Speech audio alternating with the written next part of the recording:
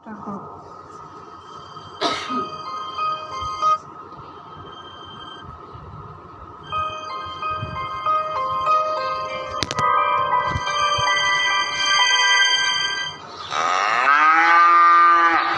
दुर्गा, कहाँ मर गई? जल्दी आ इधर, बहू को दर्द शुरू हो गया है। पैरों में मेहंदी लगी है क्या?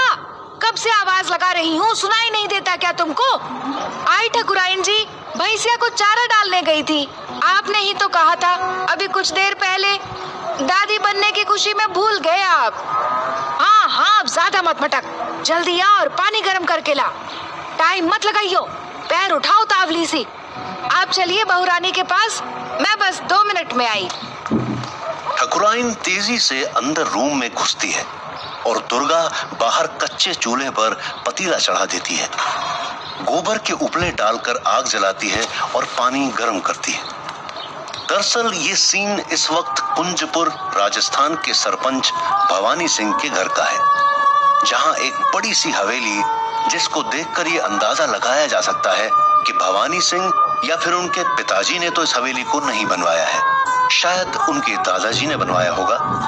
मतलब कि हवेली बहुत पुरानी थी, काफी लंबाई चौड़ाई में फैली हुई हवेली, जहां जनाना ड्योढ़ी अलग और मर्दाना अलग।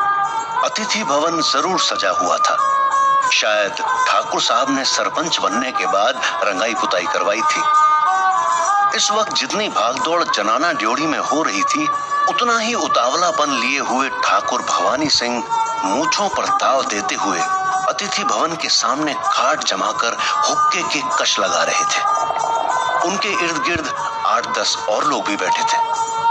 उनके तौर तरीके से लग रहा था कि वो उनके परिवार के ही लोग थे। उनमें से 2 जमीन पर बैठे थे, जो शायद नौकर होंगे। हुक्के के कश लगाते हुए वो सब आपस में बातचीत कर रहे थे। ठाकुर साहब, एक मुद्दत के बाद हवेली में वो किलकारी गूंजेगी जिसकी आस लिए हुए हम 10 साल से बैठे हैं। आज तो माता रानी की कृपा इस हवेली में जरूर होगी। हाँ ठाकुर साहब, अब की तो हर हाल में कुंवर ही आएगा, देख लियो आप। आए भी क्यों ना, ठाकुर साहब ने अपनी सरपंचई से पूरे गांव की दुआ बटोरी है। आपके काम से तो सब खुश हैं और सारो गांव आपकी बड़ाई भी करे है। ठाकुर साहब, अब की हमारा गजराज बेटे का बाप ही बनेगा, ये देख लियो थे। अरे भाया, आप सबकी बात सही है। देवी मारी कृपा होवे तो ही ऐसी खुशी का काम हो सके है। और थे सब इतना उतावला ना हो, आपकी खुशी मैं समझ सकूं। जब होगा तो पहली खबर हमारे पास ही आवेगी। थोड़ी देर में ही साफ हो जाएगा कि क्या हुआ है। सरपंच साहब, क्या बात कर रहे हो आप? आपरा घर में ऐसी खुशखबरी आने वाली है और हम उतावले ना होवे? तो कामरी बात ना है। आपसे ज्यादा खुशी तो गांव को है और हम तो इस खुशी में शामिल होने वास्ते पहले ही आ गए हैं। और तो जब खुशखबरी आवेगी तब तो हवेली में जाम लग जाएगा। अरे भाई राम सुख, क्यों चिंता करे है, जाम लगने दे। हम तो खुद यही चाह रहे हैं कि इस हवेली में खुशियां आए और गांव का जमावड़ा यहाँ हो।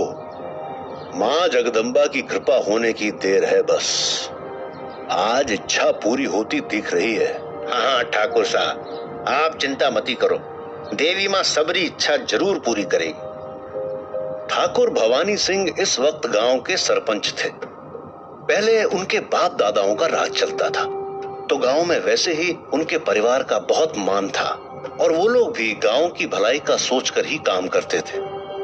जब जागीरी गई तब भी गांव वालों ने उनके परिवार को सर आंखों पर बिठा कर रखा और भवानी सिंह के पिता भी वही रीत निभाते हुए गांव के लोगों के सुख दुख में शामिल होते रहे और अपनी तरफ से उनकी मदद भी करते रहे। इस बार सरपंच उम्मीदवार भवानी सिंह जब जीते तो पूरा कुंजपुर खुश हो गया।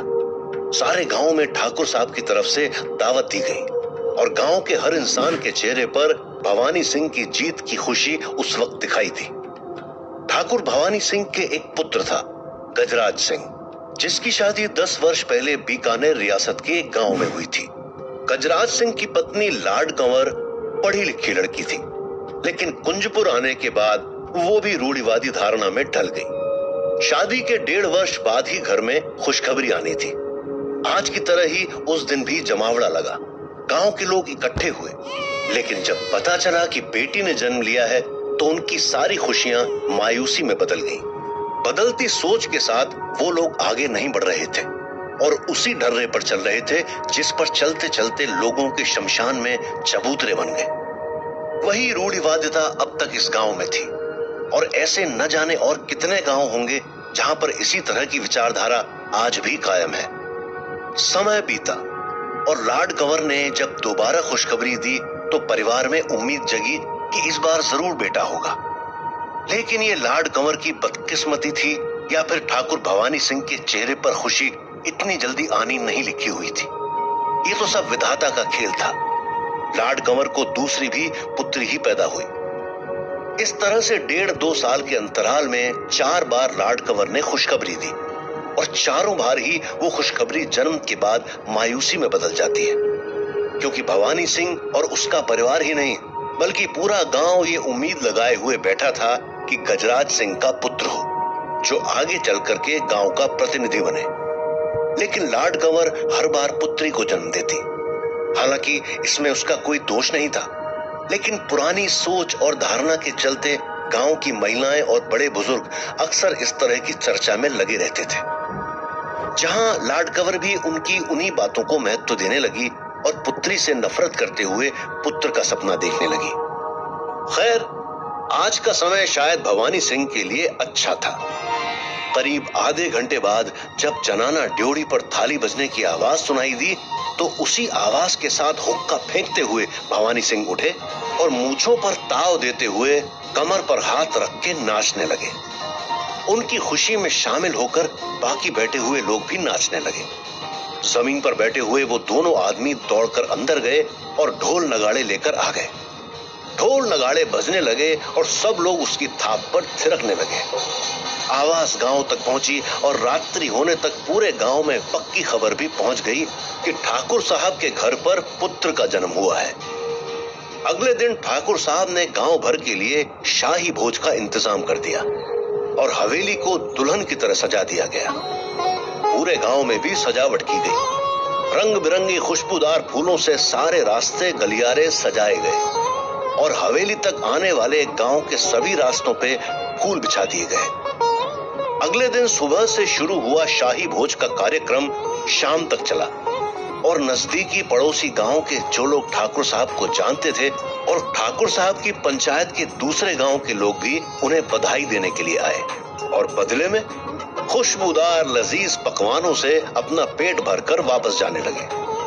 संध्या होते होते सारे लोग हवेली से छटने लगे।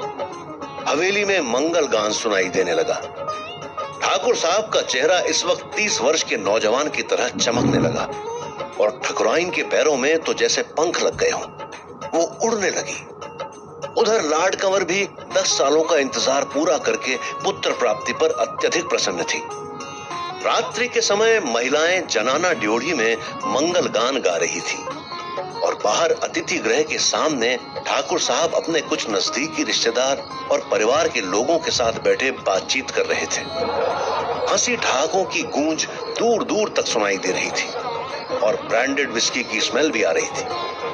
अंदर बैठी महिलाओं में से एक ने कहा, क्यों ठाकुराइन, मैंने कहा था ना कि देवी माँ के नाम की राखी बांध दो, इस बार बेटा ही होगा।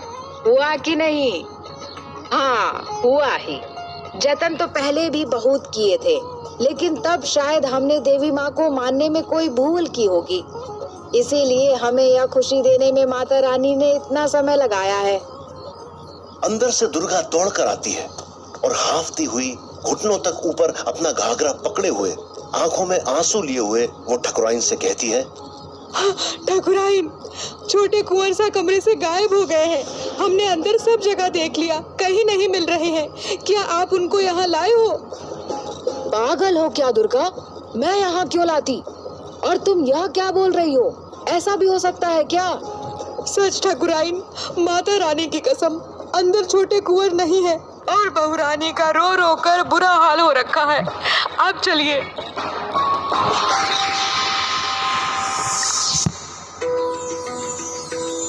आप सुन रहे हैं कुकू FM। कहानी का नाम है इंतकाम की रात, जिसे